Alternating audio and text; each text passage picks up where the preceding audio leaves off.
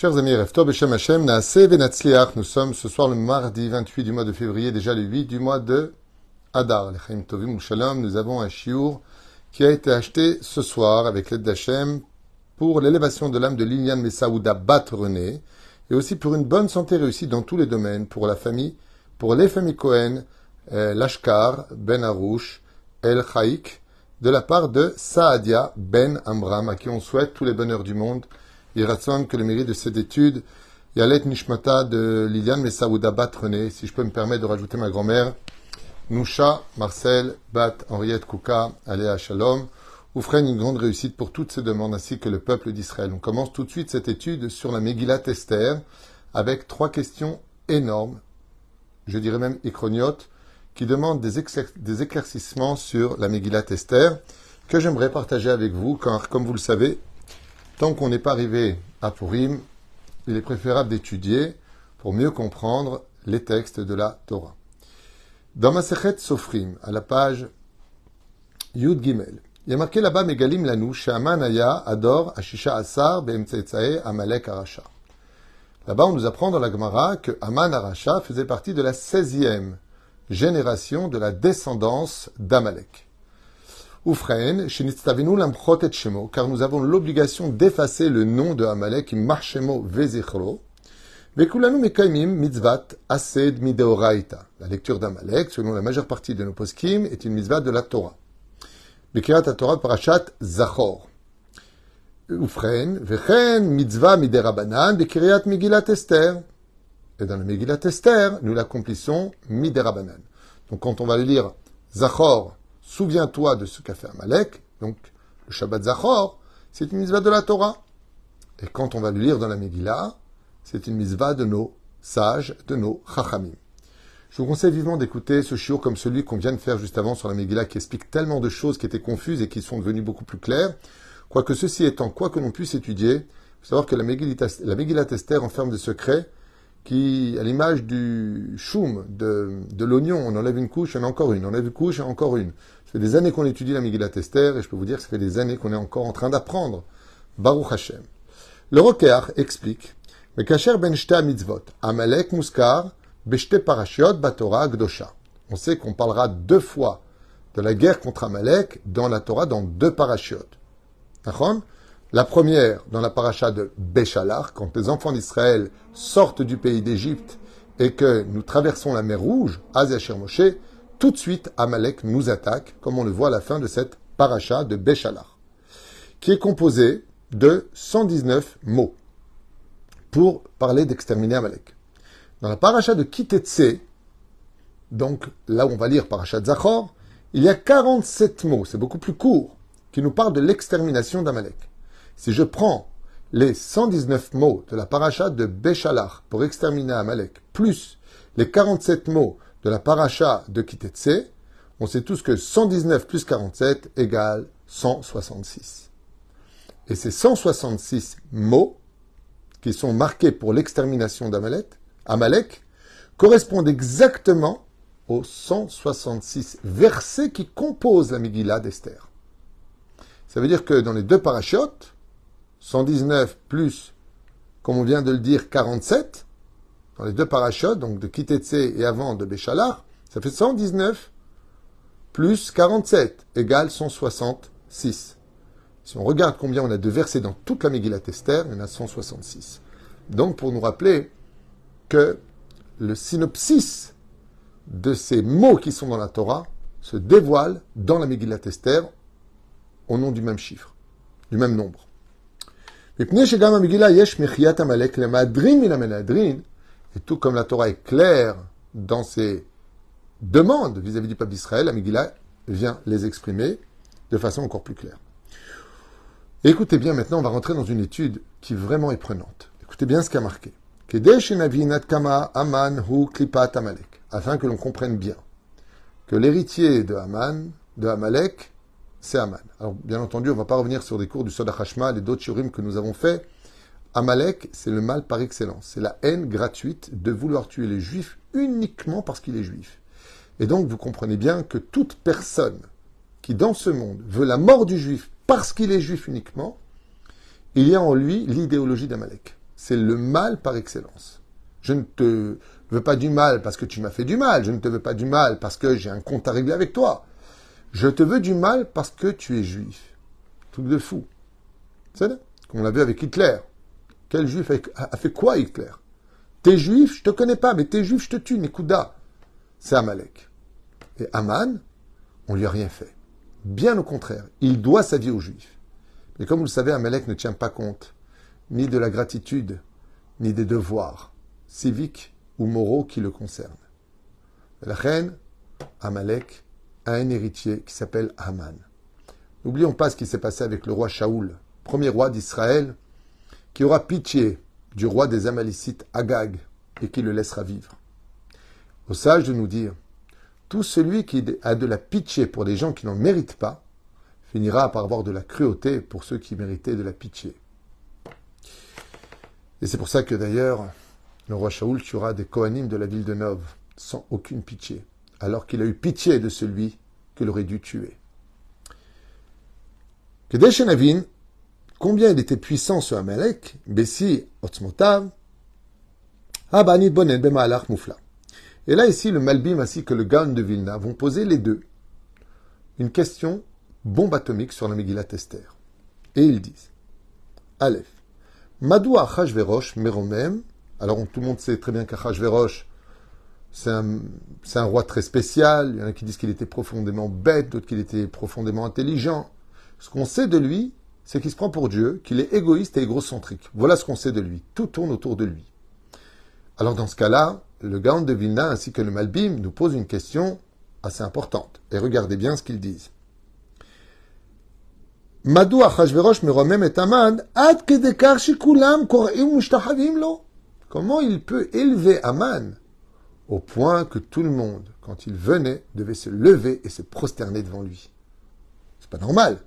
Mais Matai, Melech Hasholet Bekipat, Haaretz, comment est-ce qu'un roi qui est souverain aussi puissant qu'Achashverosh permettrait de lever quelqu'un d'autre? Arrête, tout le monde doit être à son service à lui. Et c'est sa nature qu'on le serve. Il est égocentrique, l'Ahlok Bervodo, l'Echad Misarab, alors qu'il n'était rien, c'était qu'un coiffeur à la base. Aman était coiffeur de métier, il n'était rien, il était après écuyer, il a un petit boulot, il est monté de grade jusqu'à devenir ministre, au point que Achashverosh va lui dire, attention, hein, là où il y a Aman, vous vous prosternez. Mais non, pourquoi tu l'élèves? Quelqu'un d'égocentrique ne fera jamais une chose pareille. Première question. Deuxième question de nos Chachamim, donc on parle ici du Malbim et du Gaon de Vilna, qui disent, qu'est-ce qui s'est passé pour qu'en une seule nuit, la compassion et l'amour qu'aurait pu avoir Achashverosh pour Aman s'est totalement renversé, au point qu'il lui dit, eh bien, toi, tu vas prendre mon cheval, tu vas prendre ma cape, mon sceptre, ma couronne, et tu vas promener Mordechai dans toutes les rues de Shushan. Qu'est-ce qui se passe? Tu lui as demandé à ce que tout le monde se prosterne, et tu fais lui maintenant un écuyer qui prend le cheval? Rien n'est logique dans le comportement ici d'Achashverosh. L'arkiv et sonné nafsho, al sous de kebel olam, vare Esther Amalka adain lo gilta. Et si tu dis, oui, mais c'est normal, il est amoureux d'Esther. Mais à cette époque-là, quand il va ordonner à Aman de prendre Mordechai et de le mettre sur le cheval de gloire, Esther n'a pas dit qui elle était encore. Donc, c'est son initiative à lui. Que s'est-il passé que d'un coup, il change de son fusil d'épaule? Yehudia loetranena. Donc, il n'y a pas eu de demande d'Esther, il n'y a rien eu à ce moment-là. Écoutez bien la suite. Et troisième chose, Miyad le'achar amasa amashpil, quand Aman est revenu, en promenant Mordechai dans la ville de Shushan, en criant, voici comment le roi veut ordonner celui qu'il aime et qu'il veut honorer. Tout le monde regarde Aman, qui tient le cheval comme un bouffon. Aman revient la tête totalement retournée. Non seulement il est humilié, tout le monde le regarde, alors que tout le monde se prosternait devant lui. Mordechai demande à descendre du cheval à chaque coin de rue. Et qu'est-ce qu'il demandera? Il demandera à Aman de se mettre à quatre pattes pour descendre sur son dos comme un escalier et ne pas sauter et arriver à même le sol. Ce qui fait que non seulement Mordechai ne se prosterne pas, mais Aman se met à quatre pattes devant Mordechai. Ouh, ouah, quelle humiliation! Mais le pire de l'histoire arrive. alors qu'il prenait un virage dans une rue avec le cheval, eh bien la fille d'Aman, qui était d'une grande beauté, mais que Dieu avait punie à cause de sa sale bouche, eh oui, elle dégageait des odeurs d'excréments de son corps, tellement elle sentait mauvais. Et le Midrash nous dit qu'elle a dû s'isoler en haut d'une tour, parce que d'un côté elle était belle pour attirer tous les hommes, mais elle sentait tellement les toilettes, tellement mauvais les excréments, que tout le monde s'éloignait d'elle. Ça sortait de ses pores. Elle avait été punie par Dieu parce qu'elle ne cessait de dire du mal sur les enfants d'Israël. Et elle faisait donc dans des seaux. Quand elle a vu le cheval passer, elle qui était en haut, elle n'entendait pas ce qui se disait. Elle était persuadée que c'était Mordechai qui promenait le cheval et que son père était sur le cheval. Et elle n'hésita pas à prendre un seau rempli de ses excréments et elle les a renversés en jetant le seau sur la tête de Haman, pensant que c'était Mordechai. Quand Mordechai a relevé le seau, il a regardé en haut. C'était sa fille. Sa fille, voyant qu'elle avait fait ça sur son père, se jeta pour se suicider et elle tomba aux pieds morte de son père. Vous imaginez après tout cela dans quelle situation psychologique détruite ce rachat qu'était Haman est rentré à la maison. Réponse de sa femme, Zeresh. Et c'est la troisième question que pose le Gaon de Vilna ainsi que le Malbim. Miyad lachar amasa mashpil chazar Haman leveto vesiper le ishto ou le havav. Et maintenant, qu'est-ce qu'on est en train de dire? Il va raconter tout ce qui s'est passé à sa femme, ainsi que ceux qui l'aiment. Donc, on ne dit pas sa famille, les havav, ceux qui l'aiment. Vayomru chachama vezeresh ishto. Et qu'est-ce qu'ils vont lui répondre? Les sages qui étaient présents ainsi que sa femme. Im misera yehudim. Ouh, si tu t'en es pris aux Juifs, tu vas finir comme Hitler, tu vas te suicider dans le bunker. Faut jamais s'en prendre aux Juifs. Et lui dit, Napol tipol efanav, Nafol tipol efanav. Tu tomberas de devant lui. Amadi broboto. Et là, tout le monde pose la question, il dit, écoutez bien, la phrase, elle est très jolie. Izar kamelach babsaim. C'est-à-dire que Haman revient, il vient de perdre sa fille, il est plein d'excréments, il sent mauvais, il est détruit, tout est tombé à l'eau pour lui d'une certaine façon. Les plaies sont ouvertes et elle lui met du sel. Alors écoute bien, hein, si Mordechai est juif, t'es foutu. Mais il s'en prend carrément au peuple d'Israël. Et est-ce le moment de lui dire une chose pareille au lieu de remonter le moral à ton mari, Zeresh? C'est la question que posent le Malbim et le Gaon de Vilna. Je vous invite à vous plonger dans des chidushim que vous ne connaissez pas, certainement pas en tout cas, ou peut-être. Alors je le rappellerai pour ceux qui les savent, et puis en même temps les apprendre pour ceux qui ne les connaissent pas, on va les partager ensemble. Le Malbim à Gaon de Vilna. Bérou, ils expliquent que Achashverosh lo avait Haman behemet. Qu'en réalité Achashverosh n'aimait pas Haman. Alors pourquoi il a fait tout ça? Et là, avet atzmo bilvad. C'était un homme mauvais et égocentrique, Achashverosh, le roi. Alors pourquoi il a fait tellement d'honneur à Haman et pourquoi tellement de choses? C'est parce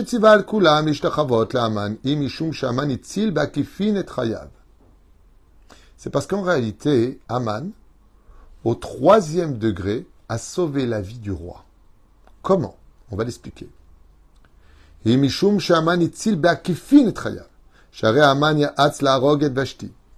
se rappelle tous que le conseiller qui avait demandé d'exterminer Vashti, c'était Haman, prétestant que si la femme désobéit à son mari, déshonore son mari, ou plutôt dénigre son mari, ce serait un mauvais exemple pour toutes les femmes du royaume, donc il a proposé de la mettre à mort. Et voilà qu'après les 4 années qui se sont passées, la reine Esther apparaît dans la vie de Achashverosh, et là-bas, Biktan Vateresh, les 2 personnages qui étaient cuisiniers ont comploté d'assassiner le roi. Mais qui avait amené la possibilité de sauver le roi? Mordechai et Esther. Esther a rapporté au roi, grâce à Mordechai, que la nourriture qu'on allait lui servir le lendemain était empoisonnée. Et quand Achashverosh s'est rendu compte de la vérité, il s'est rappelé que c'est grâce à Haman qui, en faisant tuer Vashti, en ayant amené Esther, dont l'oncle était Mordechai, il a été sauvé de sa mort. Donc il s'est rappelé que c'est grâce malgré tout à Haman que Esther est rentrée dans sa vie, donc lui a apporté le bonheur d'aimer une femme exceptionnelle, mais qu'elle a aussi amené son oncle, Mordechai, qui va lui sauver la vie. Et donc, maintenant que vous avez compris ça, Esther itzela oto, imele, ma'itachen amalka itzela oto, ariyesh la akol. Et donc, qu'est-ce qu'a fait Achashverosh? Il a décidé de montrer à tout le monde, pour ne plus être empoisonné, combien il était prêt à donner, à faire des honneurs à celui qui, même au 3e ou 4e degré, ferait tout pour sauver sa vie. Il ferait tout pour sauver sa vie. Donc, en voulant honorer, maintenant je vous le lis dans les mots en hébreu, Vimken, chalak lo kavod, et là l'irvodo, c'est pas pour Aman qui faisait tout ça, c'était pour lui-même, afin que tout celui qui voit combien le roi est prêt à donner, à honorer celui qui est prêt à lui sauver la vie, ne penserait plus jamais à le mettre à mort. Ce qui fait qu'après, en réalité, qu'est-ce qu'a fait Achashverosh? Il s'est servi d'Aman comme exemple pour tout celui qui est prêt à sauver sa vie, eh bien lui aussi peut devenir ministre, et je lui donnerai, et je lui ferai, et il manquera de rien, et je le protégerai, et on se prosternera devant lui. Et tout le monde posait la question, mais pourquoi est-ce que le roi veut qu'on se prosterne devant Aman, qui n'était rien du tout avant?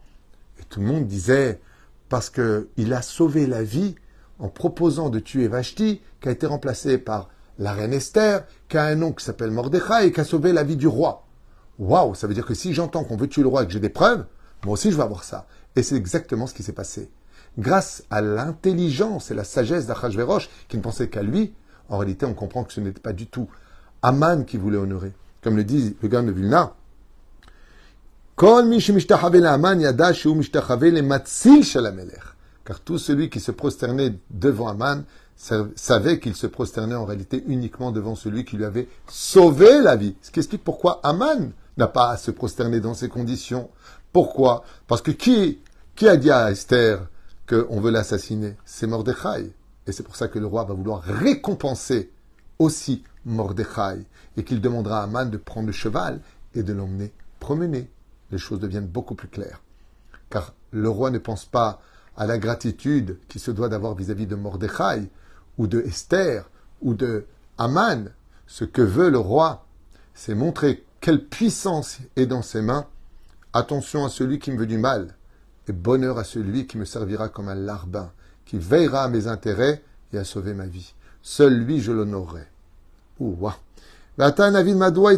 Maintenant, on comprendra pourquoi Achashverosh, a changé.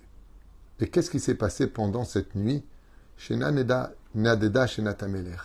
Vous savez que le roi était venu pour dormir et qu'il n'a pas trouvé le sommeil. Lo yanum velo ishan shomer Israël. Le gardien d'Israël ne dort pas et ne somnole pas. Pardon, il ne somnole pas et ne dort pas. Il ne fait pas, lui, il n'a pas besoin de dormir, le roi des rois, Dieu. Avaloye Yachen, il ne permet pas aux autres de dormir quand il faut sauver le peuple d'Israël. Et écoutez bien ce chidouche. Amrou Chazal, je vous le lis dans les mots. Boto laïla chalam Achashverosh. Cette même nuit, qui va le réveiller, où le roi ne retrouvera pas le sommeil en réalité, le roi Achashverosh a fait un rêve. Et qu'est-ce qu'il voyait dans son rêve? Il voyait que Aman, en réalité, voulait le tuer. Dieu lui a envoyé un rêve où Achashverosh, quand il s'est endormi dans son lit douillet, il a commencé à rêver. Et de quoi il voyait? Il voyait Aman qui cherchait par tous les moyens de vouloir le tuer. Ce qui fait que quand le roi s'est réveillé de son sommeil, qui a duré très peu de temps, il n'arrivait plus à dormir. Pourquoi? Parce que la haine qu'il avait dans son cœur montait contre Aman. Parce que tout comme il était prêt à honorer celui qui sauvait sa vie, d'un coup il rêve, comme un rêve prémonitoire, que Aman, il voudrait maintenant sa mort. Et on lui dit, Aman est là-bas. Oh, Aman vient d'arriver, maintenant je ne veux plus t'honorer, Aman. Je viens de rêver que tu veux ma mort. Tu sais ce que ça veut dire? Il ne s'est pas rappelé maintenant qu'il l'a sauvé par le fait d'avoir emmené Vashti à la mort. Mais il s'est rappelé que c'est lui qui avait donné le conseil d'aller tuer Vashti, sa propre femme. Et qu'en fin de compte, il voulait peut-être sa place. Et c'est exactement ce que va faire Esther. Elle va rentrer dans le jeu d'Achashverosh pour relever la haine de son mari encore plus haut, donc le roi Achashverosh, en invitant constamment Aman, se rapprochant d'Aman, jusqu'à ce que même l'ange Gabriel va pousser Aman dans le deuxième michté, dans le deuxième festin, où il va tomber carrément sur Esther, sous les yeux du roi, qui va lui dire « Ah, tu es même venu maintenant conquérir ma femme? Pourquoi maintenant tu es venu conquérir ?» Parce que Achashverosh était persuadé que maintenant Aman voulait sa mort pour le remplacer et avoir le mérite d'être le mari d'Esther à Malka, parce que Aman avait l'habitude de prendre toutes les femmes mariées de tous les ministres et de tous les hauts dignitaires des 127 pays. Il avait fait des milliers de bâtards, comme ça disent nos chachamim. Et donc, on comprend maintenant, Hamelech matri lachshod she'Aman chafez b'malchut. Et donc, on comprend Mikeban shekulam mishtachavim la'Aman isheno me'iz le'lalshin alav. Et pourquoi il a eu un problème avec lui? Parce que comme il avait ordonné de se prosterner devant Aman, et que tout le monde craignait Aman parce qu'il avait le sceau du roi, Achashverosh, il a dit maintenant j'ai un problème. Qui osera parler contre Aman puisque je lui ai donné les mêmes pouvoirs que moi pour montrer que celui qui veut me sauver la vie sera honoré. Mais je lui ai donné maintenant lui aussi les moyens de faire taire tout le monde. Donc Aman devient en une seule nuit de l'ami à l'ennemi juré d'Achashverosh. Baruch Hashem. בלילה נדדה שנת המלך, שעיקרו לפניו בספרו הזיכרונות גילה אחשוורוש לראשונה שבעצם מרדכי הציל אותו, et le chidouche d'Achashverosh, c'est qu'en réalité il s'était trompé. C'est pas Aman qu'il fallait récompenser, c'était Mordechai. Aman avait triché, et s'était fait passer pour le sauveur, en disant oui, c'est moi qui ai porté la reine, vous vous rappelez, vous avez demandé, je vous ai remplacé Vashti, si c'était Vashti, elle aurait jamais appelé son oncle. D'un coup, qu'est-ce que découvre vraiment Achashverosh? Ombrim Chazal, Umeromem et Amad betaout, qu'il avait fait une erreur en donnant autant de respect et d'honneur à Aman, et qu'en réalité, c'est Mordechai qu'il aurait dû honorer et non pas lui.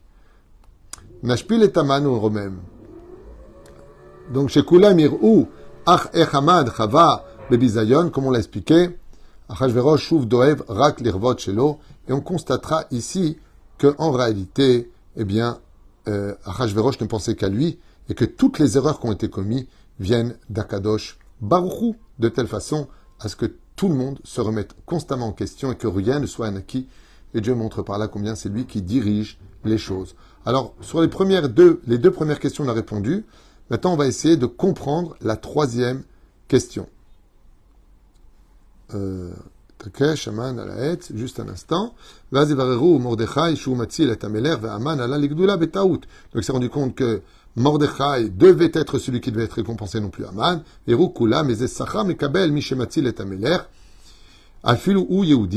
donc, comme maintenant, vous savez, Mordechai, tout le monde savait qu'il était juif. Et donc, qu'est-ce qu'a voulu faire Achashverosh? Il a voulu montrer que même si c'était un juif, Achashverosh, Shuv Doeg Rak la Kavod Shelo.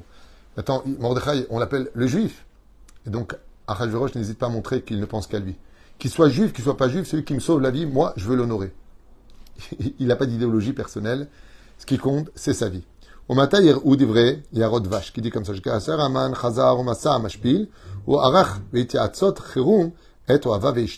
on comprend maintenant pourquoi Aman a couru après avoir promené Mordechai dans toutes les rues de Shushan. Il est vite rentré à la maison dans son nid d'amour. Hemlo baou les arot lo belach ala petzaim shu olech lipol bide Mordechai. El azeresh amra charadak dola taros miyad et haetz. Elle lui a dit, je te conseille, Zeresh, de vite détruire l'arbre de pendaison que tu as fait construire. Ou mesukan et achaim shelcha, car tu viens de mettre ta propre vie en danger. Pourquoi? Car le roi vient de découvrir qu'en réalité, c'est pas toi qui lui as sauvé la vie, mais c'est Mordechai. En réalité, qu'est-ce qu'a voulu faire Zeresh? Elle a voulu sauver son mari. המלך מהיכן צץ לו העץ הענקי אצל המן, שיגלה לו את מי תוכניתו לתלות אותם. Donc elle a compris en réalité que la vérité venait d'être dévoilée et que la pendaison qu'avait fabriquée énorme de 25 mètres de haut Aman dans sa propre maison, eh bien elle s'est retournée contre lui. חכמה וזרש אשתו להסיר את הסכנה ולהרוס את העץ באופן מיידי. כי הקדוש ברוך הוא עושה נס אדיר ושלח מלאך Rega, Akhi Khashouv, Shekara. Et pourquoi il lui dit ça? Il lui dit, mais tu vois pas chez les Juifs, comment ça se passe? Quand tout est fini, en une seule nuit, Dieu peut les sauver. Il peut rendre un pauvre riche, il peut rendre un malade condamné par la médecine, complètement en bonne santé. Ça sert à rien de te mesurer aux Juifs. Tu ferais mieux d'arrêter et de te faire tout petit, Mordechai. Aman mar'elanu, mazé Amalek. Et la réponse d'Aman démontre bien qu'il est vraiment le descendant d'Amalek. Umitakesh lacheret haetz. Il a dit, c'est pas grave. Si combien même je risquerai ma vie, si je peux voir au moins un descendant, un seul juif, un cheveu d'un juif tomber, alors, est-ce que je vais faire un autre cours? J'en ai plein à faire, mais j'ai une choupa à faire dans quelques instants. Donc je finis ce cours et je fonce marier un jeune couple, Be'ezrat Hashem. Mais merci de me demander. Ça me fait plaisir de voir que les gens aiment les cours, qu'ils les partagent. C'est pas évident, parce qu'on passe de bureau en bureau. Aval, c'est pas le sujet. Namshir, on finit avec ça. Écoutez bien la suite, on finit avec ça, c'est magnifique. Donc on voit ici combien, malgré le fait que maintenant Aman pourrait demander pardon, se retirer, détruire la potence qu'il a construite, rien à faire. Même sa femme lui dit, mais tu te rends compte que tu vas à ta propre mort? Écoutez bien comment le dit le texte. Ben, sa père Aman et kol asher karaou. Aman lui a raconté tout ce qui lui était arrivé. Karaou. Karaou, milshon, mikré. Quand on voit les lettres du mot karaou, ça vient de le mot mikré, qui veut dire hasard. Ou kofer bekoach alion. Il dit tout ça, c'est arrivé par malchance. C'est le hasard qui a mal fait les choses. Il ne reconnaît pas Dieu. Il ne reconnaît pas l'existence du peuple d'Israël qui est sous les yeux d'Hachem. Asher karecha baderech, il reste froid. Le mot karecha vient du mot mikré, qui veut dire que chez Aman, l'histoire du peuple d'Israël, c'est une erreur de la nature, que si les Juifs s'en sont sortis depuis ces 2000 ans à travers toutes les péripéties, les galouillottes qu'on a vécues, c'est parce qu'ils ont eu de la chance. Il n'y a pas de Dieu qui les surveille. Voilà ce que pense Aman. Et nous, on lui répond, c'est pas parce que Dieu reste caché et qu'on est le plus petit des peuples, c'est pas parce que les Juifs sont constamment traqués et insultés dans le monde que Dieu n'est pas avec nous. Am Israël chai vekayam. Dieu est là. Il se cache derrière nous, c'est tout. Nous sommes le masque de Dieu. D'où le minag de porter des masques, de se déguiser à Purim. Parce que les événements que l'on voit sont masqués. Car celui qui se tient derrière, c'est Dieu lui-même. Et donc il dit, car tsanan amaleketa hamatia, ampatia, bador sheraou et akadosh baruch hu begilouy, be'eser hamakot, ou bikriyat yam souf. Et d'où est-ce qu'on sait qu'Aman, c'est vraiment la pire des ordures du peuple d'Israël? Parce que toutes les nations du monde ont reconnu les 10 plaies, toutes les nations du monde ont reconnu et ont vu, comme c'est marqué dans le Yoshua bin Nun, et les premiers à nous avoir attaqués quand la mer s'est ouverte et que l'Égypte a été totalement ensevelie par les eaux, sous les yeux du monde, il nous a attaqués. Aman, c'est le symbole de la mauvaise foi. C'est celui qui sait la vérité et qui préfère par idéologie vivre dans le mensonge, à la condition ça peut perdre des Juifs. Et le message de ce jour qui nous attendait pour la mort est devenu le jour de joie le plus grand du peuple d'Israël. Yom Purim Sameach, l'école à Israël. Kol Touv ou Leitraot.